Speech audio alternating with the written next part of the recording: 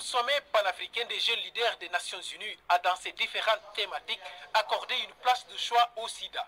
Au-delà de la problématique de l'emploi, la santé de cette frange de la population africaine est au cœur des stratégies de développement du continent. Ici, encore, il s'agit pour ces acteurs de continuer le plaidoyer pour freiner l'avancée du VIH-Sida, principalement chez les jeunes. Comment est-ce que nous pouvons protéger les jeunes avec des programmes de prévention efficaces?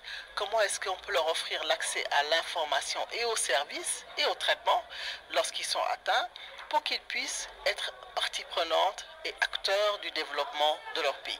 Une génération sans sida en Afrique, ces acteurs y croient fortement. La promotion d'une éducation sexuelle saine figure parmi les voies indiquées. Il est important de promouvoir une éducation saine et sexuelle, que les parents puissent discuter avec les jeunes filles, que les tabous soient enlevés, que les discriminations soient enlevées et qu'il y ait un échange véritable. À preuve, mon pays, le Bénin, fait partie des premiers pays qui a en fait adopté une loi sur la stigmatisation, la discrimination des personnes vivant avec le VIH-Sida. Beaucoup de progrès sont en train d'être faits. Nous sommes actuellement à 1,2% de taux de prévalence au VIH au Bénin. Beaucoup d'efforts restent encore à faire et les jeunes doivent être impliqués. Les enjeux du dividende économique et les efforts pour une génération sans sida, c'est le thème consacré à cette session. Pour ces participants au 4e sommet panafricain des jeunes leaders des Nations Unies, les succès économiques de nos États doivent servir d'outils pour assurer à la jeunesse africaine un meilleur cadre de vie. La population africaine est en train de se rajeunir et que les jeunes constituent non pas un poids mais un atout démographique pour l'Afrique. Et que pour que ce dividende démographique puisse être résolu, il est important que les gens puissent investir dans ce qui constitue les problèmes des jeunes.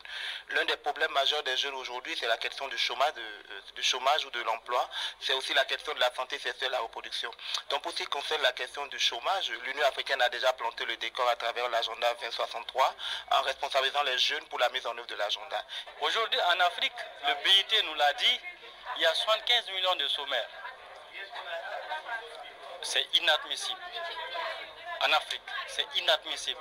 Donc cela voudrait dire que nous devons davantage attirer l'attention des plus hautes autorités sur la question du chômage des jeunes. Il faudra donner le leadership aux jeunes. Les jeunes savent ce qu'ils veulent faire, savent comment ils veulent être employés, savent comment ils veulent faire leurs projets d'initiative, d'entrepreneuriat. Donc c'est d'abord à tous les gouvernements, à tous les décideurs de les écouter, de savoir ce qu'ils veulent réellement mettre en place et par la suite les appuyer techniquement et financièrement pour qu'ils puissent les réaliser. La